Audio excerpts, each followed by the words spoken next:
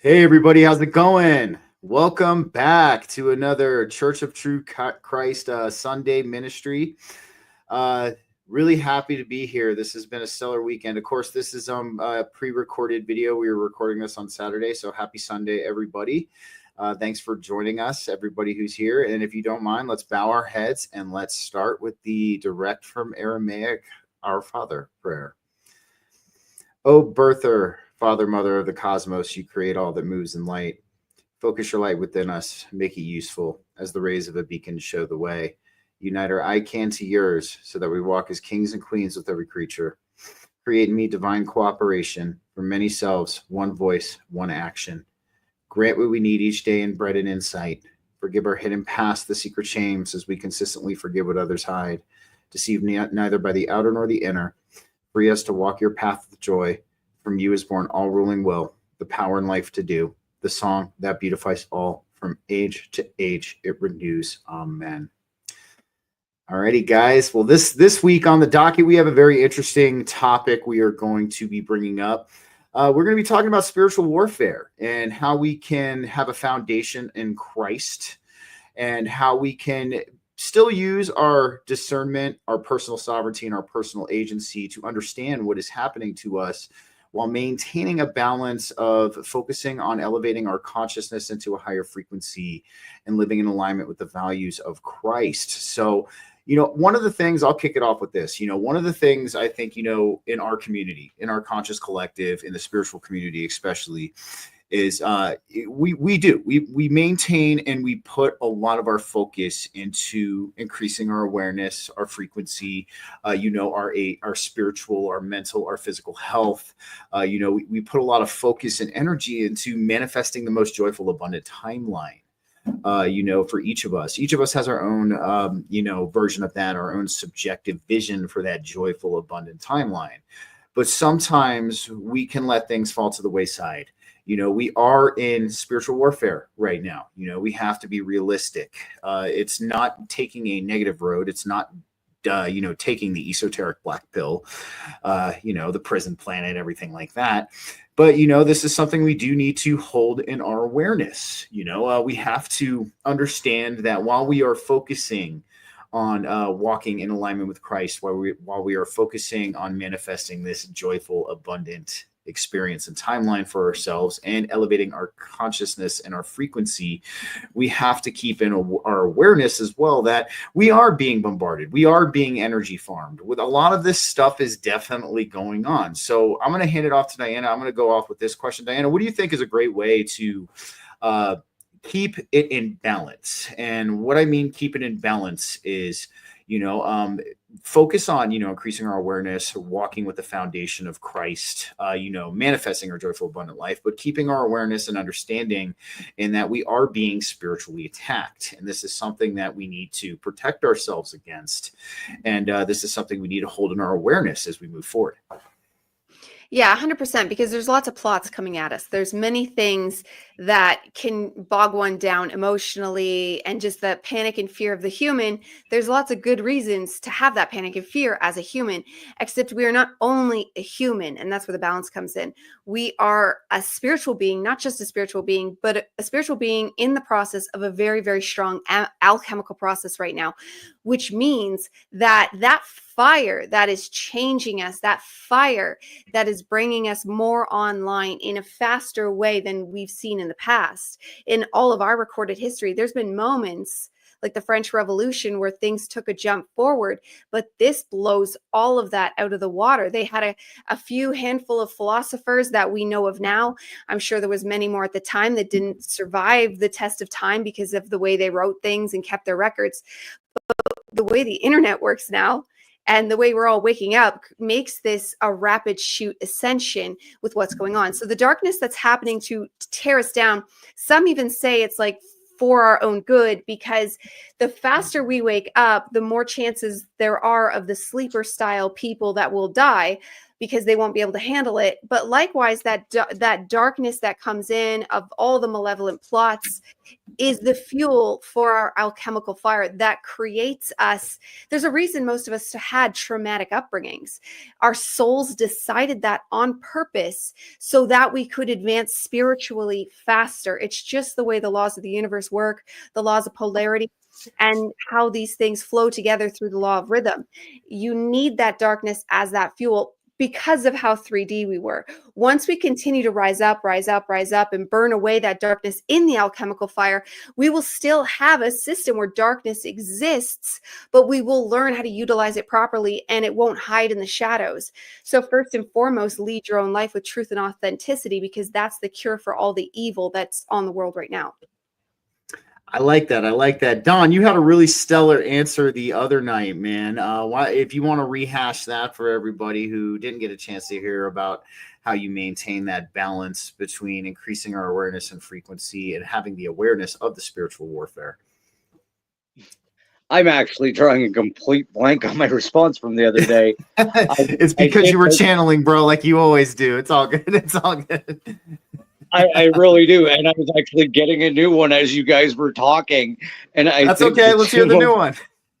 The two most valid points that I can make at this point in time, I guess, from whatever I'm receiving, is being aware of what you were alluding to, Stephen, is being on spiritual autopilot, because we do reach a stage. Well, a lot of us in this community seem to reach a stage. It's like, oh, I'm spiritual, I'm love and light, I'm this, I have my crystals, I have my mantras. I don't really need to do anything else or throw out that extra protection or learn anything else, because I know this procedure works. There's no need. I don't need this new information. I don't need what they're talking about in the Church of True Christ, because I already know what I know, right? So I know what I know, so I don't need to know anything new, right? There's that spiritual plateau that people reach, and I think that's when we become unprotected again, is when we become complacent in our beliefs. It's not that we've even developed the belief system. It's just like, oh, this is working, this is all I need. And then you start to expose yourself again to those things that can just kind of pick through the energetic shield. And on that note, I would say be careful and aware of what and who you let into your energy field, because those are the ones that are going to bring in these spiritual attacks and these breaking points that are going to slowly pick away at you and change your exposure to negativity.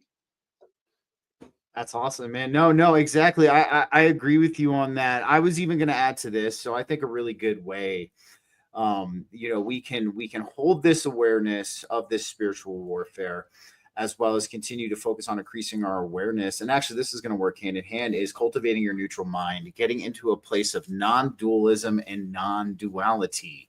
Because if you are in a space of your neutral mind, you can actually see the stream of information that's coming in a lot easier, and it's way more ergonomic. If I'm using that word correctly, it's ergonomic in that aspect, because when you approach the state of non-duality through neutral mind, where you are not attached to the positive or the negative, you're not blinded by those attachments.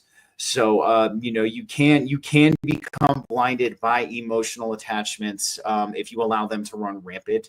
And to me, at least in my perspective, it definitely muddies up the information stream that you could be receiving from the divine, or the hints and everything that could be occurring around you. Kind of saying what Diana talked about, how we chose a lot of our trauma here.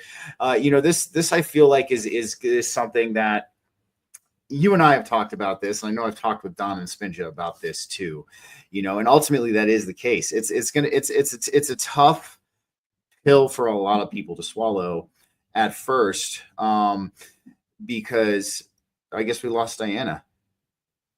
Oh, well, she'll be back anyways, so it's a tough pill for a lot of people to swallow, knowing that we from a higher sense. There she is. Okay, cool. And it's a tough pill sorry to repeat myself, a tough pill for a lot of people to swallow, to know that we actually chose this before we incarnated into this life, because a lot of people would be like, I would never choose for this to happen to me. I would never choose this kind of trauma. but it is, we choose this trauma before we incarnate here for spiritual alchemy. And the one thing I would at least kind of impart here for a lot of people, like Diana was saying, we're on a rapid track ascension. The healing is going to be intense. I've brought up before, it's not like the olden days of the spiritual evolution where, you would have to get on this boat and you would have to do a 2-month boat voyage just to get to this one place. Then you would have to hike this plateau, which might take you another couple weeks just to get to this one monastery so you could read this one book. We are in the age where we have all of these spiritual philosophies and doctrines available to us on the tip of our fingers. We can look them up. So yes, we are looking at a rapid fire ascension for sure. And the biggest thing I could tell a lot of people who might think it's weird, like, why would I choose this trauma for myself? Look at where you are in your life now. Most of the people I know who have had trauma and have experienced some kind of darkness, they are in the most elevated places of their life to date. So, you have to sit there and you have to take a look at that. And while, yes, it might seem weird or funny that you might have chosen this for yourself as an experience when you incarnated here, but look at where you are now. And that's the one thing I just want to impart on you. And Don, I liked what you said, the boundaries. Absolutely. Of course, I'm of the mentality, and maybe to a fault, to that we all are a family here in this conscious collective. And, I still do feel that way. But, there are some people who don't feel that way. And, there are some people who might use people who feel like me to their advantage. So this is what I mean about setting those boundaries, cultivating that neutral mind, being able to pick up on those signals. What do you guys think about that? I absolutely agree with what you were saying. And this sounds so screwed up. And it still takes me a minute when I say it. I've had an absolutely terrible life up until about, 7 years ago. It was the thing that you could make a movie about, just the abuse, the drugs, the partying, just the crazy shit that went on. And I should be one of those people oh, I've had this terrible life. I thank every moment of it because I'm now in the highest state of self-awareness that I've ever been in my entire existence. I am in that greatest place that you're talking about, and it's getting better by the day, right? I had the truck I want, my laneway. I have the best paying job. My boss is starting to get more jovial and easy to get along with, right? Things in Spinge's life are coming along, and it's literally just being where we are and understanding that, yeah, these trials and tribulations sucked, but it was to teach us to be able to detach from all of the things that we were talking about, because, you had to get that emotional ass kicking all the way up to be able to get to this state of emotional maturity to be like, okay, yeah, I really don't need it. Diana mentioned how I seem like not necessarily detached, but everything seems to roll off of me. And it's because I've been broken over and over and over and over and over. And it's just like, okay, it doesn't matter. Yeah, that sucked, but in 5 minutes, I'm going to do something else. I can't care about that 5 minutes later. That happened then, right? So let's just move on, right? I don't like to think that I'm detached, but I think it's my own version of spiritual protection, because it's like, okay, yeah, that sucked. Yeah, that person turned out to just be using me. That person turned out to be a narcissist. That person turned out to be a loose harvester that was pretending to be my friend, but was just feeding off of me because I'm high vibration, right? You have to be aware of all of these things. And, the first couple of times, even as somebody that was spiritually aware, it broke my heart. And now it's just like, that sucked. There was another one, right? It just can. You just have to be able to be like that at a certain stage. Yeah, you have a monk mind, my friend. Diana, what are your thoughts?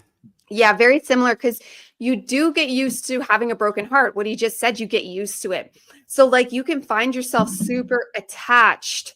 I have a similar boss story where we became really close. We were on the road to besties, but there was just this disconnect. Her ego would get triggered by my spirituality, but I was long past living pretending that wasn't the case.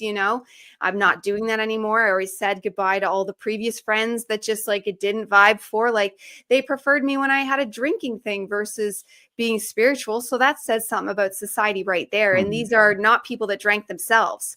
So that just shows like how much the spirit will trigger people. So then you just get used to it. Like you're like, if I can say goodbye to this person, then I can say goodbye to that person. Because these new people that come into our lives, we've already said goodbye to childhood best friends or even loves or whatever the situation, parents, children, or not children, sorry, siblings.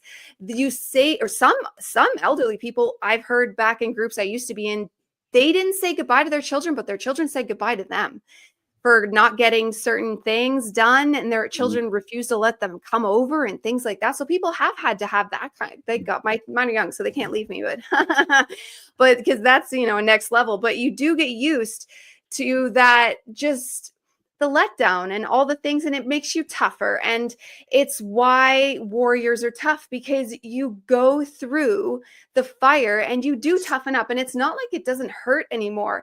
It'll be the same layer of pain, honestly, sometimes more pain. But like in the olden days, I was just so programmed to not accept pain. Like that's why I like your surrender.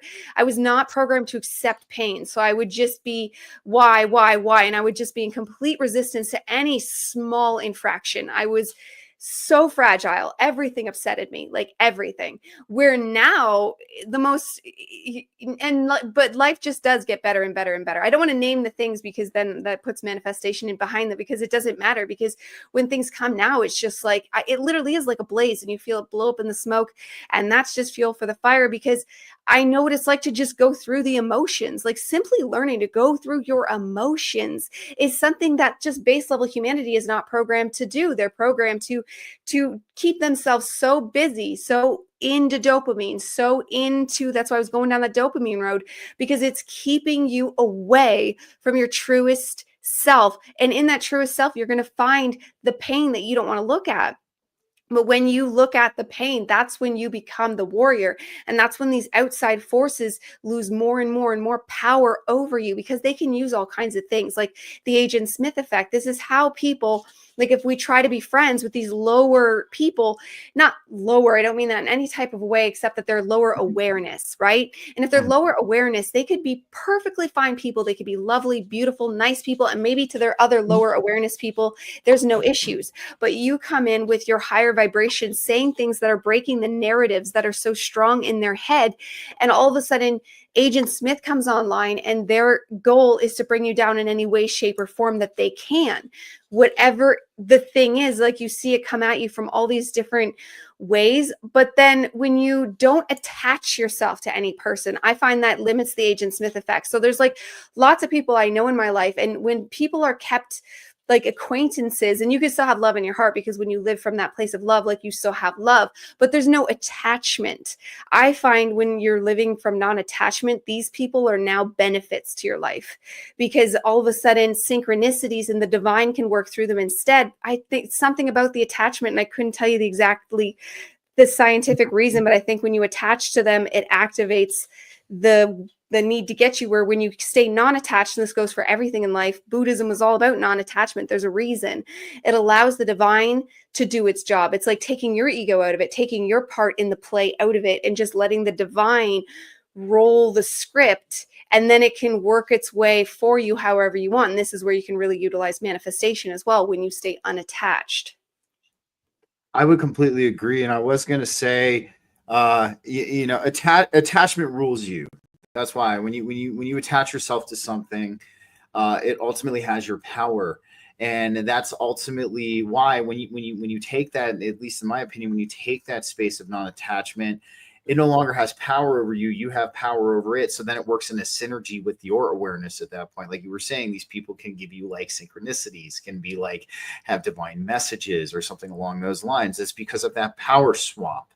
You know, and you were talking about the Agent Smith effect. I think one of the biggest disillusionments we have on our spiritual evolution is when we embark on it, how even it seems even our loved ones and a lot of the people who we had as close friends start to draw distant from us. It's almost as if they don't want us in a subconscious sense, beginning to take this road to this unification with source and the divine.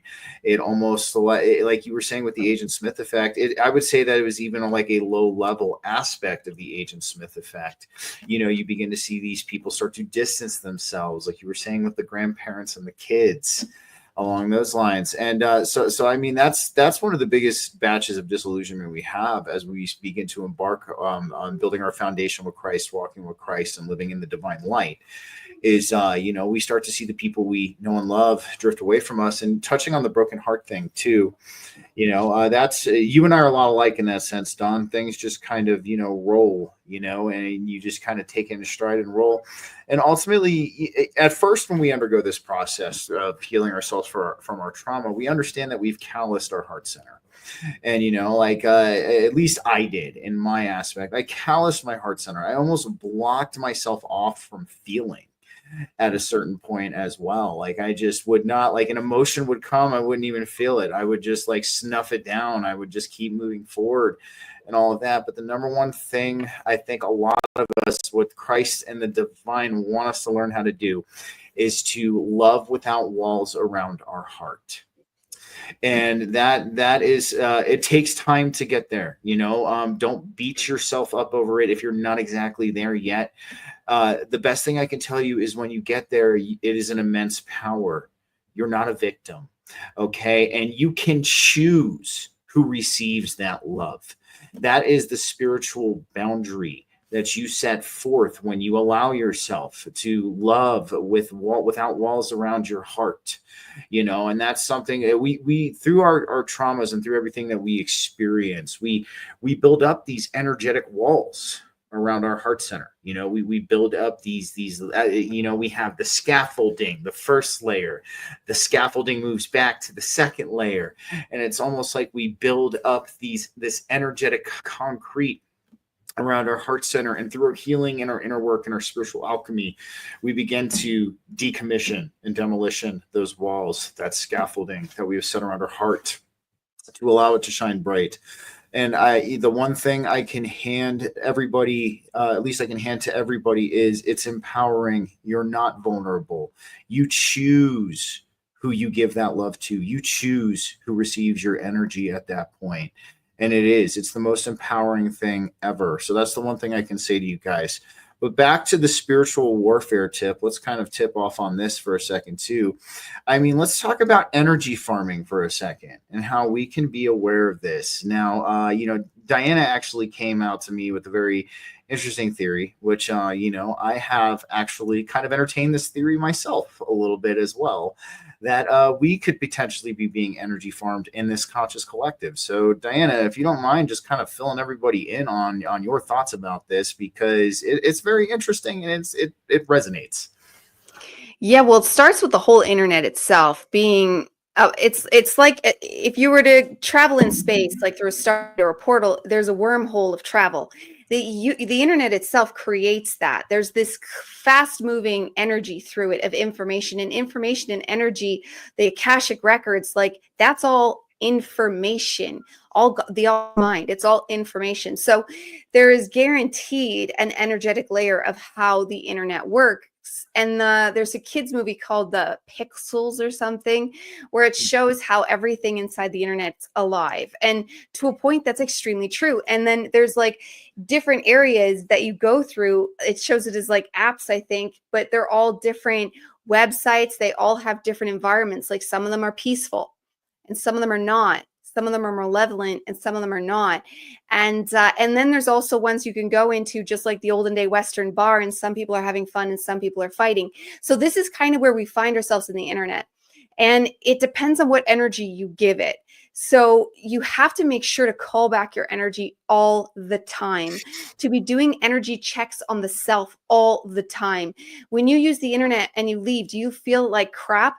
Do you feel called back to it like an addiction, like olden day Candy Crush days? Like, do you feel like you have to do it?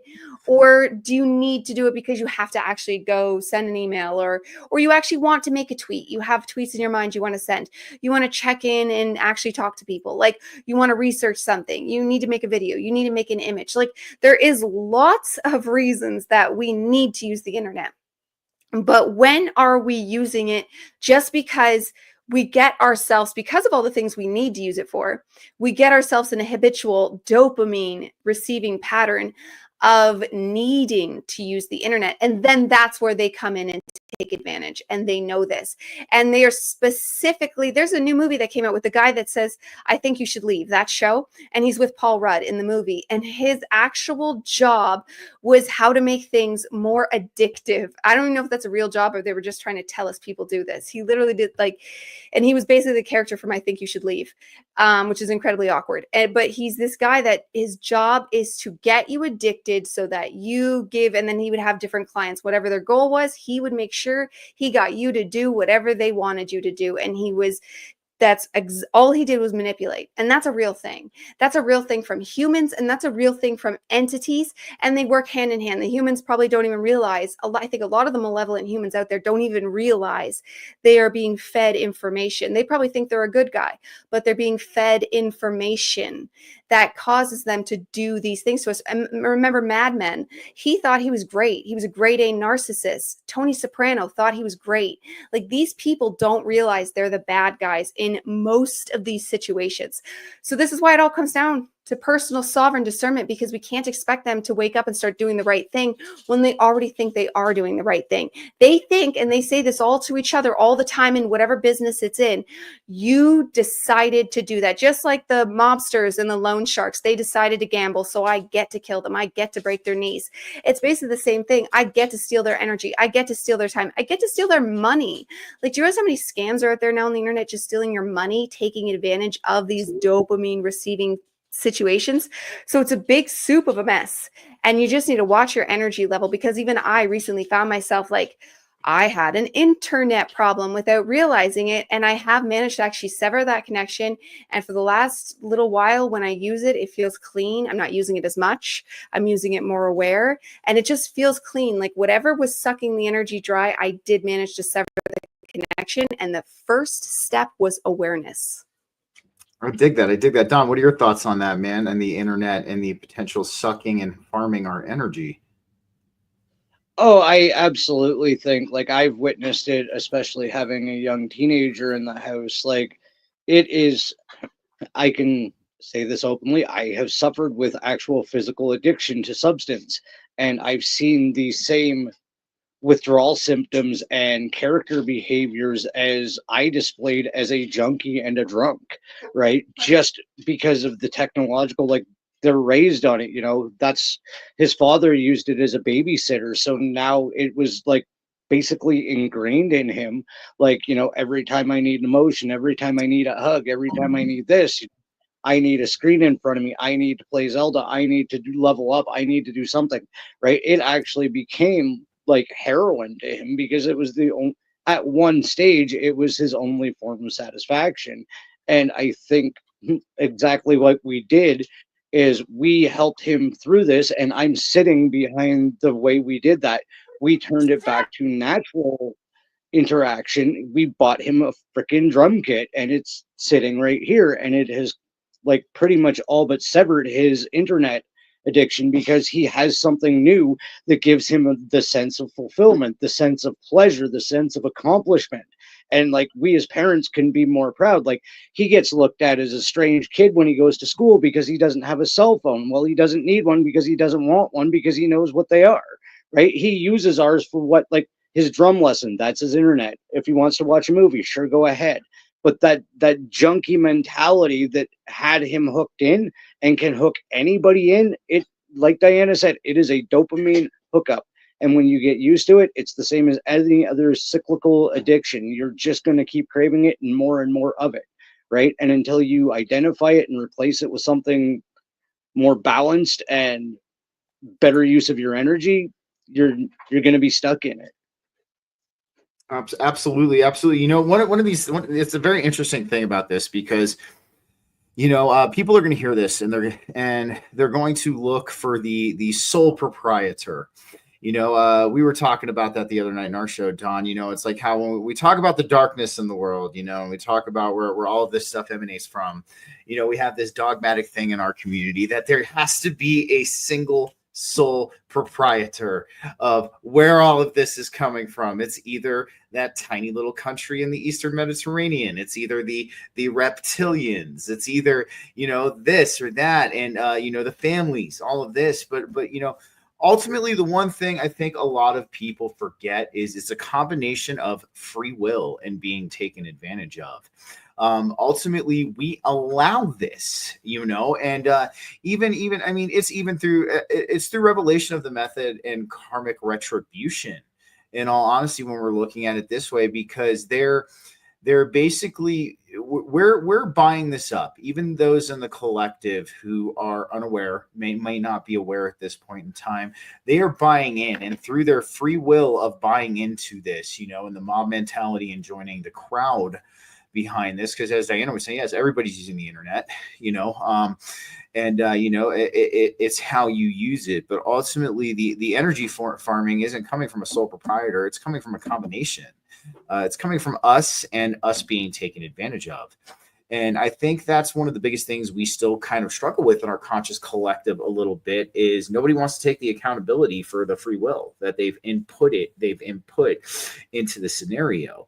So, I mean, when you get on the internet and you use it for whatever reason, you are using your free will to get on the internet and use it. You know what I mean? So, and whatever, if you are aware of what's happening to you there, or you're not aware of what's happening to you there, you are still utilizing your free will by getting on the internet. And I kind of like, what Don ended up doing with his son, showing him what delayed gratification is. The dopamine response from delayed gratification is so much more satiating, so much longer lasting, than your quick fixes that you're getting from hopping on social media, or playing the Terrence and Phillip pay for play game, or whatever you're going to be playing at that point in time. So, or World of Warcraft, all of those other things too that elicit those addictive behaviors. So yeah, I mean, that's something I think we have to keep in our awareness, is that we buy into it too. It's not something is controlling us. Yeah, everybody here knows that we have control over 99% of our destiny. We have control over our choices, our intentions, everything that we do. So it's up to us to hold awareness in that, and to understand that this could be an implication. What are you guys' thoughts on that? Yeah, well, I agree. And it all does always come down to personal sovereignty. And the movie's name was Emoji. I remembered while you were talking. But Emoji, awesome, sweet. Yeah, because it does show you, the more we can bring our awareness to see the intricacies of how this is happening, the more we can peel back the layers. Like you were saying, yes, like every single one of those entities you mentioned, like actual living human ones, are probably bad guys, like the evil villains. All of them probably are. They don't even necessarily work together. They are competing against each other in a lot of the situations. Think about it. If they're evildoers, they're not going to play nicely with others. So you have all these competing agendas going on, all at the end of the day for it's like they always talk about the earth resources. And the gold on earth. Yeah, our gold, our energy, us. We are the product, our attention. And some of them are doing it for the actual energy, or some of them are doing it for our mind creation powers. That's why the news and those creepy things where you see 100 news anchors all saying the same thing in the same timing, usually. That's all to get our attention pointed in the direction they want their narrative played out. And this is why you get so many conflicting things. And the ocean looks like it's in a big storm right now, because they are fighting for dominance. They are fighting for their own narratives to win. It's not one evil dude. It's not even one race of evil dudes. And it's not even just humans or just aliens. It's a whole smorgasbord of tons of people taking advantage of us, because we have been like a fast food restaurant for thousands of years, where many people frequent, and it's being taken advantage of from every element, including our own. So like you said, responsibility 100%, because the second we take that sovereign, discerning, personal responsibility, their meal is taken off the table, because our energy now starts circulating back into ourselves. The Taurus image, we are our own energy simulators. Like, we are our own energy creators, and the divine, the Christ consciousness energy coming right through the middle pillar, when we are aligned in true sovereign discernment, that energy now can flood into us without restraint, because there's no block anything of falsehoods. This is why I always talk about truth and authenticity, because when you live in falsehoods, you create chaotic energy that creates dissonance, so that purest of energy cannot get to you. And this is why there's so many false light hubs you can get trapped in. That's all its own world. There's only one place you're safe, and that's the Christ energy to trust, and then your own self. But your truest of truest core best self is the Christ self. I dig it. I dig it. Don, what are your thoughts on that? I would agree with all of that. And one of the things that I have been using, and it would actually came from something that I picked up from Dolores Cannon, is what you guys were talking about earlier, is that, looking at everything from a third person perspective. If you remove yourself out of your life situation and you start looking for the characters in your life, instead of the emotionally and egotistical attachment to the human being that you've known your entire life, and you start looking at them, you start looking at everybody you're involved with in your life as just a character in a play, and you're not even you, you're the observer. Right? When you pull back to that observer standpoint, you can actually start to pick out the individuals in your life that are draining you as well. And it becomes your choice. Like you said, it becomes discernment. Once you can pull back to that focus, I guess, you can actually see it. And then it becomes a choice. Like, do I still want to give this person part of my energy? Because we all know we have certain people in our lives that are feeding off of us. We can feel it. We get it every time we're around them. It's like, okay, another conversation. Or if it's an uplifting conversation, you're like, yeah, because it's cyclical. There's different energy exchanges with different beings, and you're going to be able to identify that once you pull back and just start looking at people as character types, because there are those that even unconsciously just drain us, right? Because they do have a terrible life, and it's all they know, and it's all they can talk about, and it's all they can create. And we have a window into that as being associated with them because we're plugged into them. Well, you can keep plugged into it and get that energy drain, or you can pull the plug on it and not be involved. Exactly, man. I dig it. I dig it. And yes, I like that perspective. I like both of what you both said.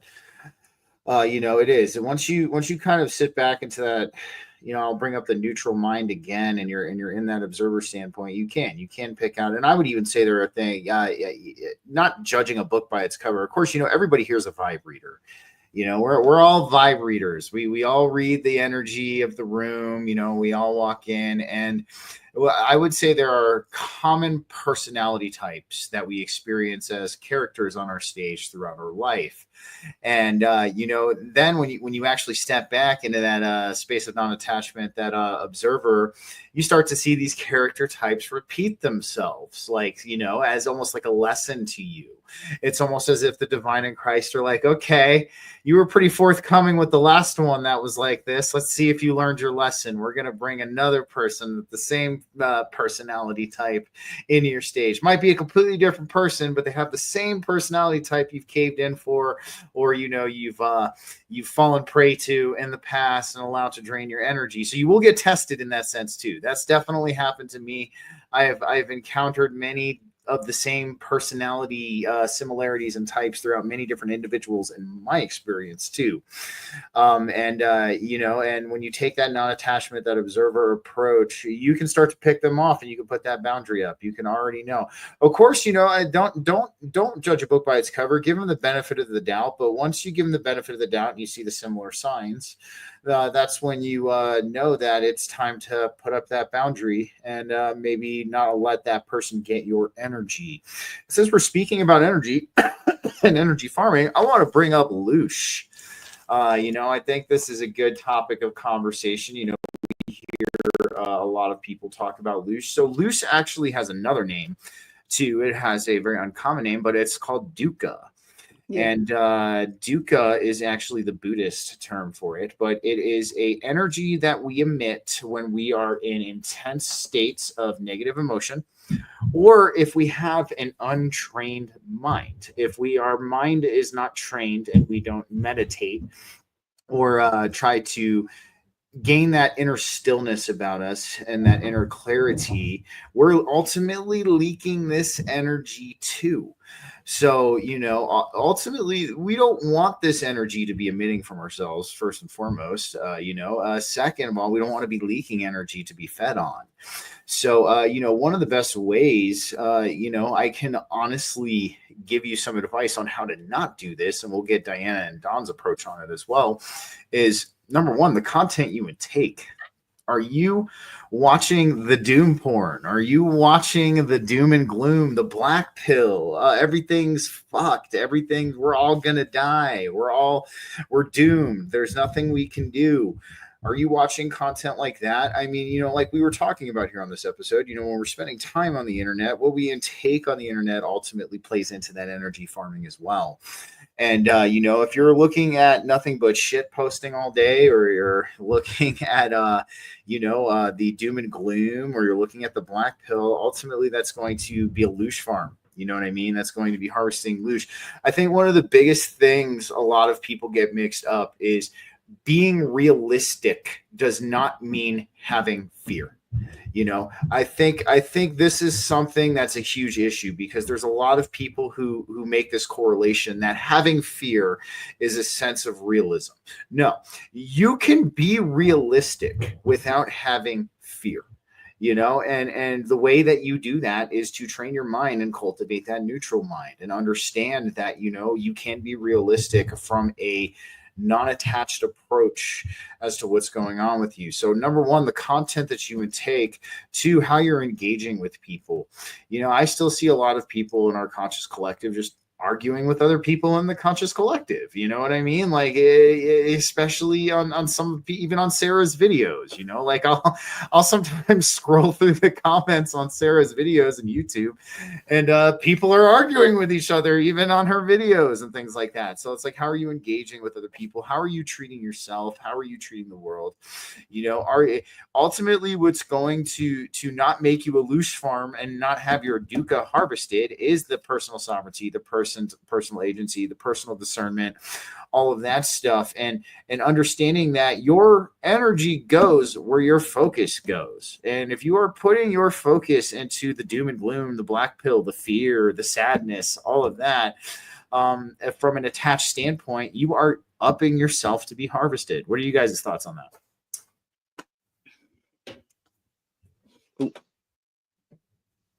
Sorry, I had myself muted. Absolutely. And it really is that way. I keep going back to this, what you feed your mind is what you create. And it is really that simple. We're energetic projectors. We're creator beings, right? That's why we've been set to autopilot, because it's a lot easier for the system to get us to create what they want than, a bunch of free-spirited spiritual beings that know what they're doing, creating the best reality. There's not much to feed off there for the ones that have been feeding off of us. And we as high vibrational beings stick out like a movie spotlight in the sky, right? So if you're always going to draw in some type of parasite or something. And basically the best advice I can give is you have to be your own energetic bug zapper. You can't develop that complacency. You can't develop that. Once you're in that high state of being, it's yours to protect as well, right? That is your state of mind. It's your state of being, and it's yours to enjoy, right? And if you're not absorbing these things, it won't affect it like that. And if you're not allowing people that drain you, it won't affect it like that, I guess, is what I'm getting at. Great answer, man. Great answer. What about you, Diana? Yeah, 100%. And that just adds to what I was going to say, because the whole thing with the loosh, 100%. And that's where sin comes in. That's what sins are. Sins are your moments where loosh gets out. So all 7 of them, all 7 deadly sins, when you're engaging in those from your lower chakra areas, you are throwing out your loosh. You are handing out the food. And I like that you use the bug analogy, because I was thinking mice. It's like, so entities being the mice, if you lay out a ton of food you're going to get mice. Just like if you're throwing out a ton of energy, what are these things not going to come eat it? So this is why, like, a lot of things, they're not necessarily the most evil of evil things. Like, some of the things feeding off us are, but some of the other things are just like, yo, a snack, and they go and get it. And why wouldn't they, right? It's wasted energy anyways. So we do this to ourselves to a large degree. And when it comes to what you were saying about fear and how we can be intelligent with knowing the plots, it comes down to pragmatism. It comes down because it's heavily in my chart to be cautious, to be not so much scared, but just like very pragmatic, very over analytical. I would only want to say appropriately analytical about situations. So like if something's coming up, I'm like, okay. And then like I used to freeze up in a freeze state and end up paralyzed and do nothing. But now I've learned to just like allow all the incoming thoughts to just be what they are and just look at them all. Don't get scared. Just look, because some of the things you're being shown are very real, like threats that could happen. And instead of getting scared, shutting down and not improving your life or whatever the thing might be, you think about it. So like, were you about to go on the internet and look at bad things that were going to loose you? And then you got a pragmatic thought, like, should I do that? No. Okay, good. Should I go take a new job? I hate those examples, but that's all I got. Should I go take this new job? Oh, I don't know what I do. Will everyone hate me? Blah, blah, blah. It's like, no, maybe that's the thing you do. And you do push through for that because that's for the betterment of your actual future. So like when we come at these things and just logically think about them, we don't need fear. You have also been brainwashed to not realize how smart you are. We are incredibly smart and intelligent people, and they don't want us to know this. You are, and this is again, we're learning to feel your emotions is thumbs up, because when you're thinking about these things, if an emotion, trust me, the emotions actually do go away and you're allowed to just think. It's not like a robot. You can have emotions when things are real, but you can learn not to have emotions when you're just thinking about the situation. Because there's lots of people, especially the Gen Zs and below. And I feel like I'm an early Gen Z. I know I'm technically a millennial, but I was like that nervous, overly worried, used to even be woke. Like, oh my God, is someone offended? Like, no, you can learn to just think things through without the crippling emotions, but then still, because anxiety, Alan Watts said this, and I mentioned this on the solo video I did the other day because it just blew my mind. He's talking about this in the 50s, 1958, I think the article came out in, and he's talking about how anxiety is a byproduct of intelligence. So just allow the anxiety, allow that process, and perhaps what might feel negative, but negative can be fuel, and just allow that to think about these things properly, because you don't need to sin. And if you actually give yourself the time to think it through, you can learn what's crap to be thrown away. That's sin. That's being a louche farm, or what's worth pursuing in your life. It might still take actual energy and effort from you, but this is beneficial. This is throwing yourself in the garbage. And everything is a choosing point. And when you choose wisely, your life becomes a totally different and better place in just a year, a month, a day, every decision at a time. I completely agree with that. And I'm going to, kind of go off of what you were saying there, with the sin and from the lower centers. And this is actually why it's very important to balance your lower centers, because if you balance your lower centers, your lower three chakras, your lower triangle, you're going to have more control, because what that's going to do is that's going to strengthen the bridge to the higher centers. A lot of people, they get so caught up, especially in our spiritual community. Oh, I'm only in the higher centers. I'm only in my heart chakra and up. But, we still see a lot of these individuals who negate and neglect the lower center balancing and work are the ones that still have problems giving off this loosh. So that is why it is important, if you're on your spiritual evolution and on your walk with Christ, that you need to balance yourself. That is something I'm definitely going to throw in. Also, adding to what Diana was saying about, anxiety being a form of intelligence. I completely agree with that. I also, with anxiety comes tension, right? So this is something that, a lot of people, when they feel this tension, they ultimately want to push it away. They don't want to feel this tension. They don't want to, but the one thing I would call you to do is actually sit with this tension and feel it and find where it is coming from. I guarantee you're going to learn something through this process, because it's through the things that we avoid, we ultimately are. Let me rephrase what I was going to say. It's in the parts of us and the feelings that we avoid are the true victory. That is the best thing I could say. So if we overcome and we triumph these parts of us that we tend to avoid, the tension, the anxiety, all of these things, ultimately that leads us to the path to victory, because we begin to learn about ourselves. We begin to cultivate that self-mastery. And we begin to understand that we actually need to feel and sit with these things in order to understand where they're coming from within us. And then when we understand where they are coming from within us, we can address those things and we can heal them.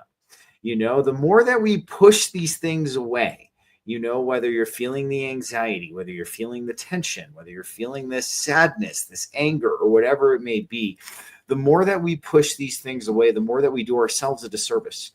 And, ultimately it's the way to go is to sit with those things, allow yourself to feel them from that neutral space.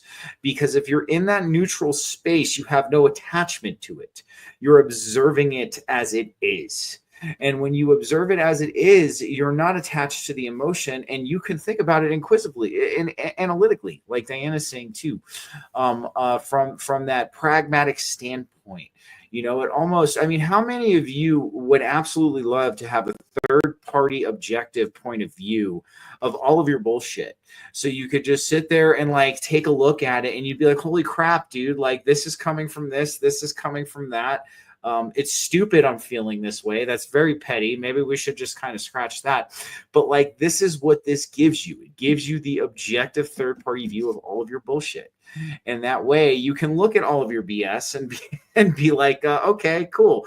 I have kind of a better lookout on myself. So absolutely. And good thing on the Alan Watts, man, he was ahead of his time. He was absolutely ahead of his time. Bless him, man. But ultimately, guys, yes, this even plays into the leash factor too, because if you're avoiding your bullshit, and you're not addressing it, that is also leaving food out for the mice. So what are you guys' thoughts on that? I would totally agree with that. And you guys were talking, and it just reminded me, it might have even been what you were mentioning earlier in the show that I said on our panel, is about trusting your body, because exactly what you guys are talking about, being in that mindset where you can have that discernment.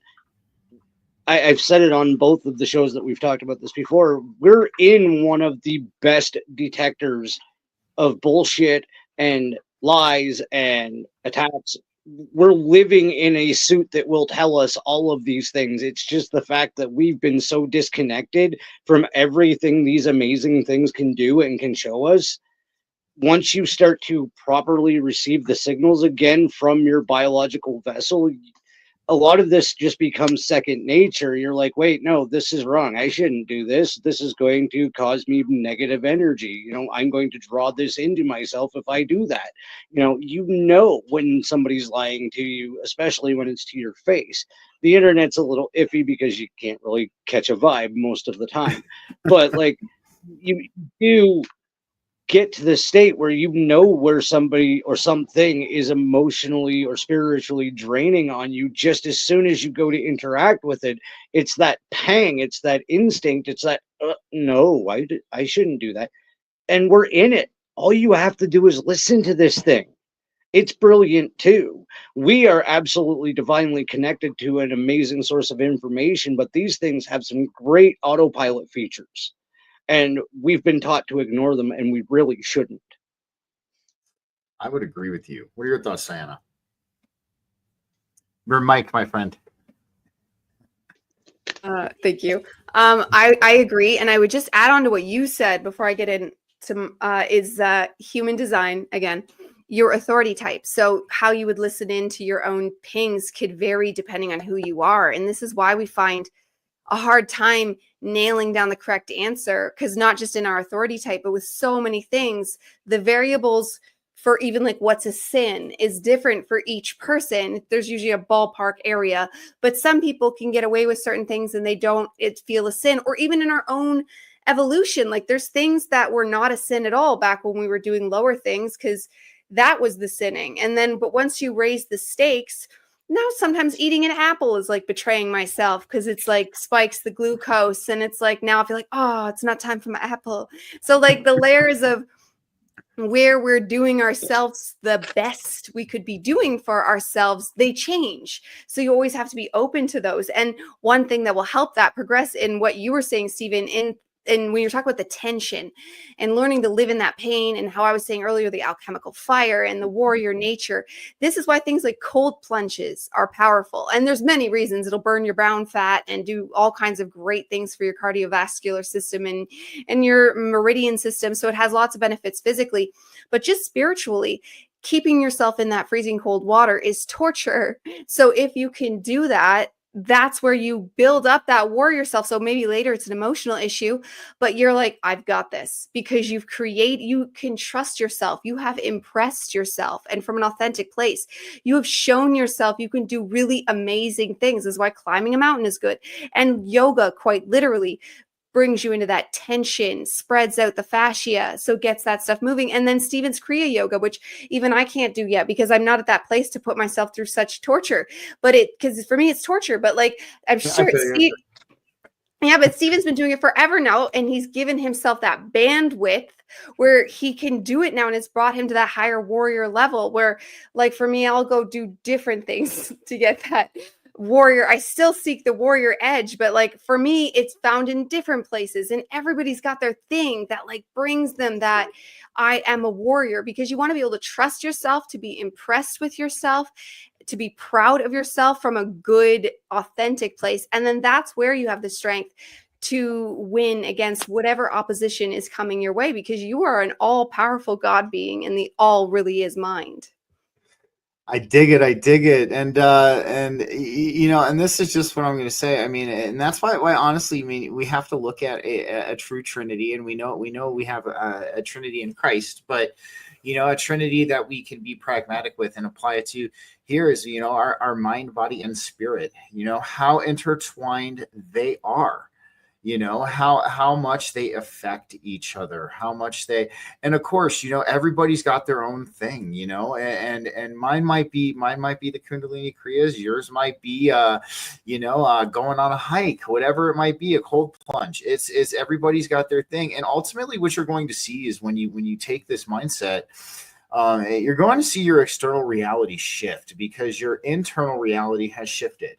You have moved into that space of power. You have moved into that space of personal authority with your existence, your craftsmanship, in this world. I mean, they don't call it the great work for no reason, and we're all ultimately in this great work of ours. And we have our collective great work, and we have our own subjective great work that we undergo. And that's ultimately the mindset that each of us honestly needs to take. And I dig how you said that some people, depending on their human design, don't have a sin, or don't see certain things as a sin, or won't receive karma for certain things as a sin due to their awareness, and some people will. And that brings up a lot of interesting things about our own subjective journeys, and the different things that apply to us. But real quick, I want to bring up, because we talked about the spiritually draining. And and I think what I would like to do, or at least I'm sure you guys are down too, is to kind of give some people some heads up on what can be considered spiritually draining for them, in case they don't hold that awareness. And the number one thing I'm going to tell you that's spiritually draining, and I know both of you have heard me go off on this multiple times, if you are listening to somebody who thinks they have it all figured out or they know everything, okay, that is going to be the number one thing that's going to spiritually drain you, because you're going to get caught up. I think us and our our collective, and I can't blame us for it too, because, we find a narrative or a train of thought or an ideology that really resonates with us. And it's almost as if we clutch onto it, like we don't want to let it go. And, and we can see this kind of showcase itself in a lot of different people in our community, who, clutch onto one thing. That also, in my opinion, is spiritually draining, not leaving yourself open, because I've said it before and I've said it again, but it bears repeating. And I repeat this to help everybody here. I'm not repeating it because I like to hear myself say things over and over again. This is ultimately going to be what you experience, and I guarantee you will. The truth that you know today may not be the truth that you know tomorrow. And the more open you leave yourself to what the truth could potentially be, as far as getting stuck in a single train of thought, a single ideology, a single narrative, a single spiritual doctrine, whatever it might be, you're really doing yourself a disservice. You're draining yourself because you're not allowing your evolution at that point. Like, you might think you are, but you're not. So that, I would say, is spiritually draining as well. And also bypassing groups that bypass. That is insanely people who are, and I know both of you can think of somebody who comes to mind. I actually forgot I didn't block her on Facebook, and she tried to comment on something, so I had to. But people who bypass and and groups that promote bypassing, that's spiritually draining. But let me get your guys' thoughts on what you think is spiritually draining, and what kind of tips you can give to people to avoid that. Okay, I'll start. I actually wrote groups when you were talking. First thing I wrote was groups. Yeah. And that's why I think we all love our group. It's because we all, and like, even when we're saying different things, not a single person is like, no, that's not correct. This is what I believe. Not ever. We'll go, that's really cool.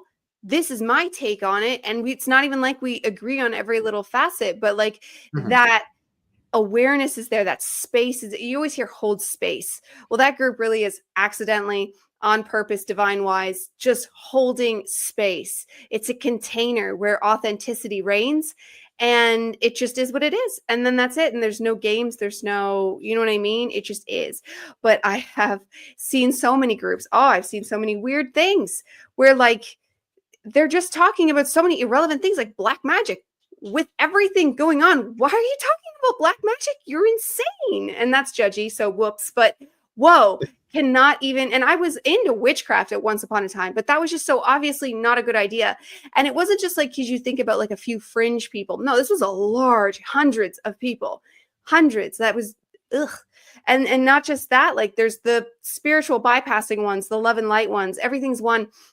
If you try to talk about real issues, they'll go, oh, well, you're just promoting darkness. You're just giving into the narrative. It's like, no, I'm just bringing awareness to this fact that like the king is being mentioned in Canada again. That's not fear. That's just, why is this happening? We should be aware that this is happening. This is not normal. They're trying to put this into Canada like that was always a thing, but it's clearly just a slap back to Trump trying to buy us, because we didn't talk. We knew about the attorney general, but we didn't praise the queen or anything like that. I don't know, Don, did you ever praise the queen when you were a kid in school? Yeah, they do now. No. They do now. Oh, Kyla did.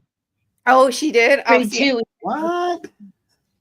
Grade 2. Grade 2, they sang God Save the King. Just great. Yeah, they sang God Save the King. And I was like, what? And yeah, so because, it's a narrative, but I'm not giving into the fear. I'm just noticing this is a brand new thing. But that's just one example. There used to be so many examples of that old cult I talk about being in years ago when I was first positively awakening. I was in it for almost over a year. I forget how long exactly, but it was over a year. So I got like pretty attached to her. But she started cool, and I could have stayed attached to her. She did a lot for me. She taught me a lot. The stuff she was teaching wasn't even exactly wrong. It was actually all true. Her ego is what got out of control. She started getting bossier. She started telling us our questions were stupid. And then she eventually took away, because that group actually was really good too. The women in that group, sorry, there was a couple men, but it was mostly women. And they were very, I don't know, it was good. It was good. The vibe was good. She took away our group. So we had no way to talk. It was a Discord thing. She shut it down. So we couldn't communicate between each other anymore. All that was left was just listening to her talk, which I did used to like her, but somebody that would do that, I could have stayed. But everything within me said, okay, because the red flags were already going off before she took away the group. That was just the last straw as her popularity grew, because that, like, you're going to be attacked. Like, Oh shit. go ahead. No, she's there. She's there. It was only temporary. Keep going. Oh no, it happened again. All right, no. Okay, So I think there I'm we back. go. There we go. There you're back. It didn't fully go out that time, but it was in and out. But yeah, no, because there's so many things, and just staying in places where you don't belong, lack of connection, staying and trying to make something work because you think you should, and it's just not aligned. Like, I have learned to just be alone for many years, just like in this world, obviously not in real life. I'm surrounded by many people. But in the spiritual world, like, you want to have that connection. You want to talk to someone and not feel crazy. But it took me just choosing to, like, stop trying to seek that community, just let it be, just be alone for years and years and years. And then it accidentally ended up happening. So it's hilarious because that's what they always say, manifestation or the universe works. And I literally saw it play out that way.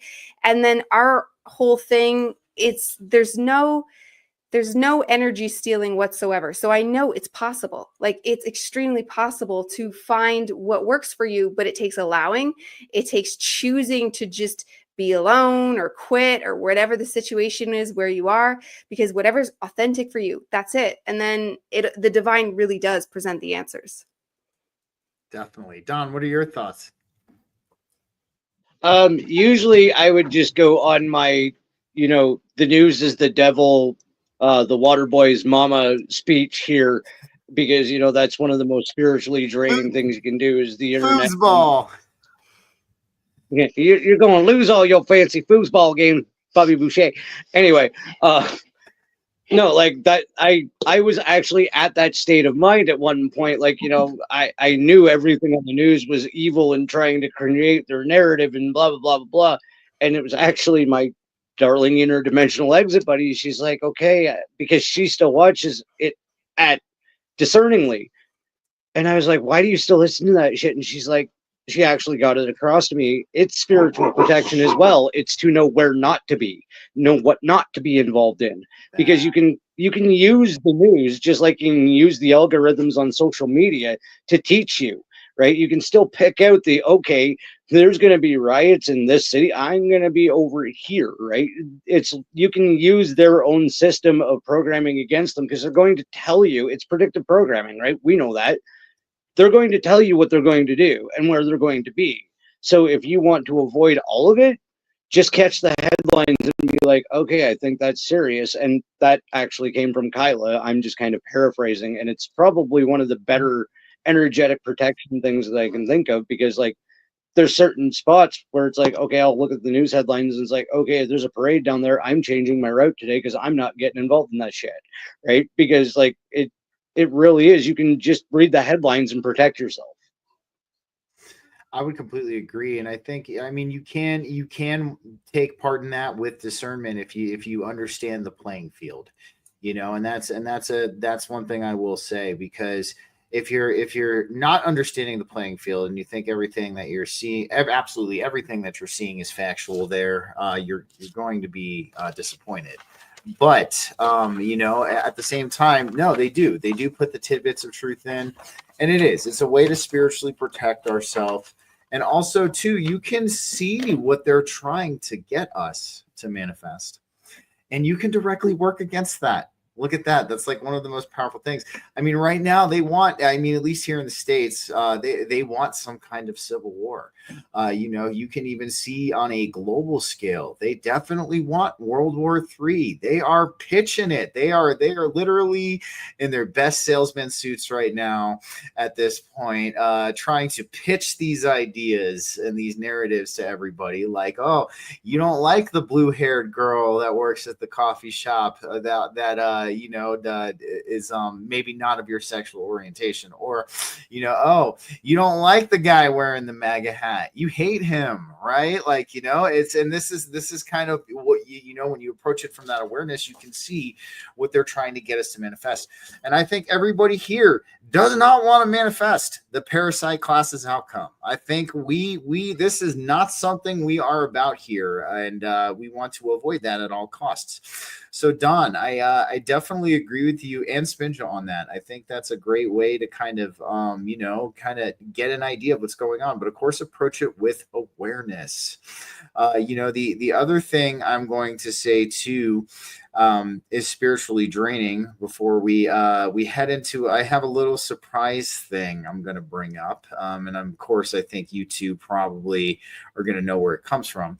But the other thing I think is spiritually draining as well is to constantly, and I mean constantly, give your power away. That is the other thing too. We can't, we have our own internal savior, the divine in Christ. Okay. Giving your power away and giving it to external objects or other external people, potentially hero worshiping billionaires by chance, or, potentially hero worshiping politicians because they dangle the carrot. Sam, I hope you're watching. They dangle the carrot in front of you, to get you to vote for them, catering to your narrative and ideology. So essentially too, it's giving your power away can be a very spiritually draining thing. And that's where I always kind of come in and, talk about, especially the idolatry of all these huge people, these famous people. And that's why I ask people, who do you relate to more? Do you relate more to Alex Jones, or do you relate more to the person who's next to you in your community that is going through this with you, experiencing it with you?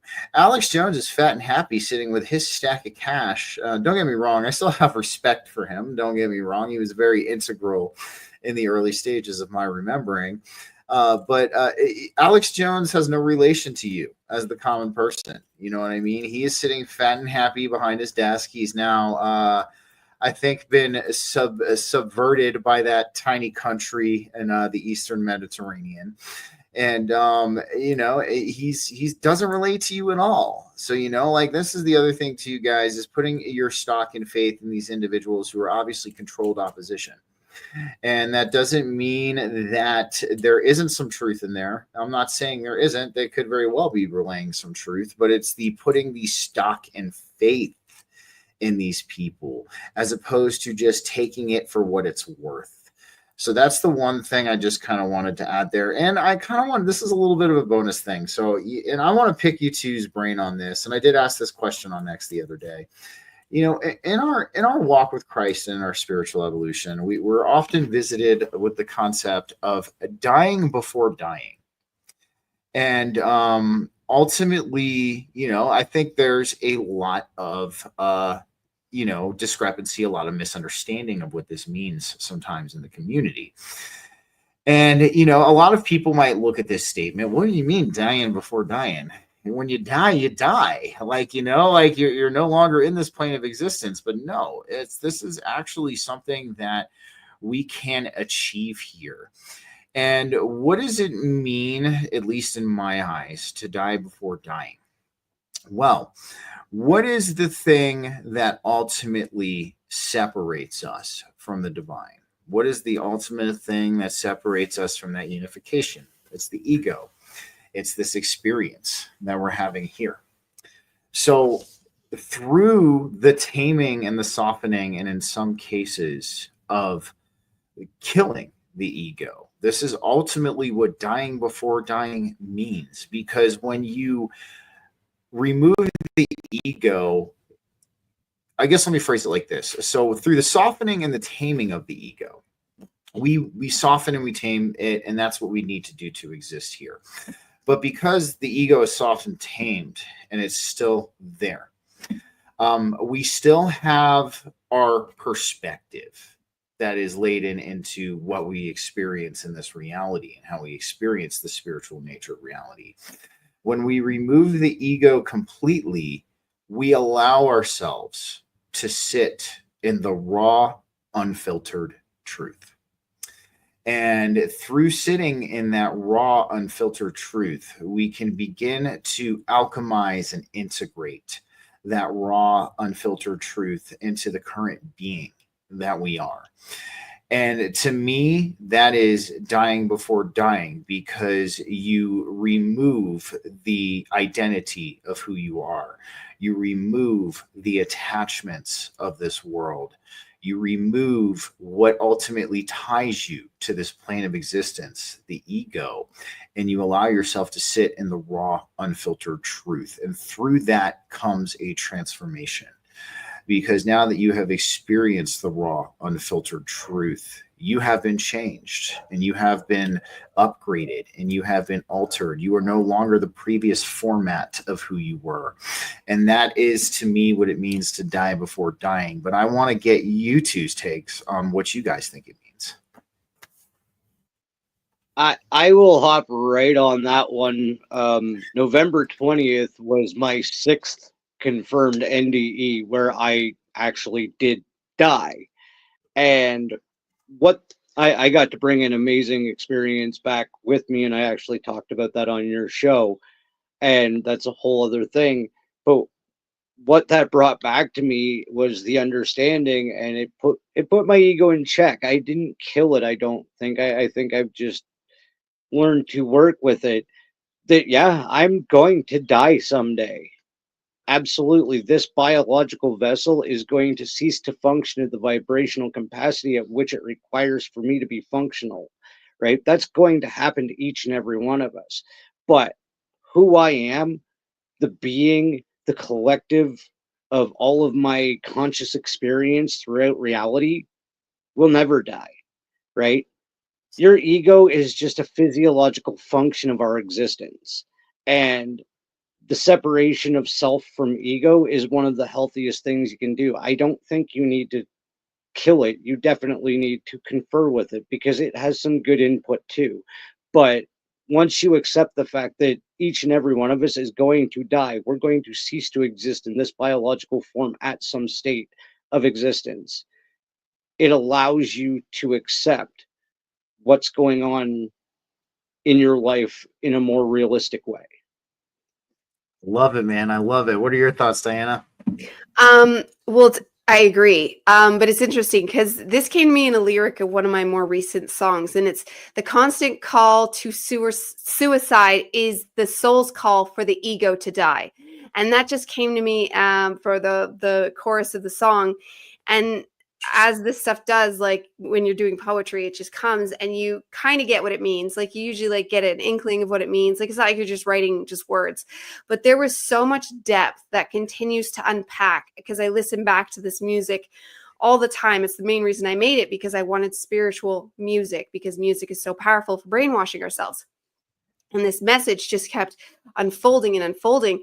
And it literally made me like, oh my God, that constant call to suicide, because I was very suicidal when I was younger, early 20s, teenage years, like very, very, very constantly just like, I want the F out of here. And that's because I have a soul that came here to wake up. I had a soul that came here to wake up. And that's its only thing it cares about. It has pushed me that way my whole life. But before, I had this ego that's just trying to do the ego thing, trying to regular people life. And that's why I like what you said there, Stephen, about reformatting, because that's exactly it. You have an old model and you need to reformat. And that means like changing out the program. So it means like the ego thinks it's going to die. I don't know. It might actually be dead and like a new one comes in, like, because we don't really understand the depths of how this works. We're the witness. So because that's why people talk about walk-ins. And honestly, if you saw old me, there's some similarities. Like I'm way more mature. Like I'm ridiculously more mature. It would like be looking at a child version of someone, except I'm not that much older. You know what I mean? Like if I was like 70 years old, this level of maturing would make sense. But because it's only like 10 years later, this is like, whoa, because I have just completely upgraded the system by allowing, because that whole reason of like that constant wanting suicide was because the ego did not want to let go of what it was trying to hold on to. And it was so many things over the years, and we all have our own versions. So, and I've told Stephen this before, that letting the bull, like riding that bull into submission, like that's ultimately what you have to do. And then it does honestly get like beat out. Like it does kind of like learn to stop fighting so much, because it learns that you're not just going to kill yourself, and you're not just going to give in. It's like a tantruming child. It'd be like, give me what I want or I'll kill myself. Give me what I want or I'll kill myself. And it'd be something stupid. It would always be something stupid, but it would just have to get what it wanted. That the ego used to have, and I think a lot of people still live this way, control narrative over the self, where we should be living from alignment and doing what the soul says to do. So like if I want chocolate versus no snack or a healthy snack, the ego is going to like have the chocolate, and the soul is going to be like have the healthy thing or nothing. And that's when the ego starts having its crying tantrum. And that's going to be many variables for whatever the situation is, but letting it cry deflates it. And every deflation could be a death, really, because we're the witness, not the ego. So if it's changed out, we actually might not notice. We can't really be sure how that works, because it's not real in a large degree. It is a program. So it definitely does switch programs. That's one thing we know for sure. And we are in control of just allowing that tantrum and just going forward with the soul aligned plan, regardless of how much it screams. I dig what you said about, I dig what you both said. I mean, and mostly it's not about killing it. It's writing it into submission. And absolutely. And I only brought up the complete death for a certain reason. I do think that experiencing that from time to time is good for us, for sure. The complete death. How do we experience that? Well, there are multiple ways, but a very easily a way could be entheogenic plants. It could be through Kundalini yoga. It could be, there are multiple different ways to do it, but I'm with you guys. Ultimately, in the harmony of our lives and our existence here on this planet. And what I liked about what you said, Diana, is that you can get a reformatted ego, especially after the reformatting goes. So it's ultimately something that I think that what we should be doing on our spiritual evolution is kind of diving into that a little bit more, because we're so quick. Again, the parts of us that we avoid, we're avoiding victory, right? So it's at this point, like, don't avoid your ego, get to understand it. You know what I mean? Understand how it operates, understand how it functions. And through that, you can have a greater process in writing that bull into submission. And you could understand the ego a little bit more. So you become more efficient at that process. But ultimately, guys, I want to say this was an amazing show. We talked about a lot of great things. And other than that, I want everybody to enjoy their Sunday. I will, of course, this was pre-recorded. Everybody's going to be kind of doing their own thing. I have a special day tomorrow. So that is why we're pre-recording this. Don't worry. You all will find out what's going on once it's done. And other than that, I want to thank everybody here for joining another Church of True Christ Sunday ministry. We will be back next week with some more stuff for you guys to talk about. And if you liked what you heard tonight, definitely give a like, a follow, and a subscribe. We have my account, we have Diana's account, we have Don's account in the description of all the videos. And yeah, come talk to us, guys. But other than that, thanks for joining us. Everybody, have a happy Sunday. And we'll catch you next week. Take care.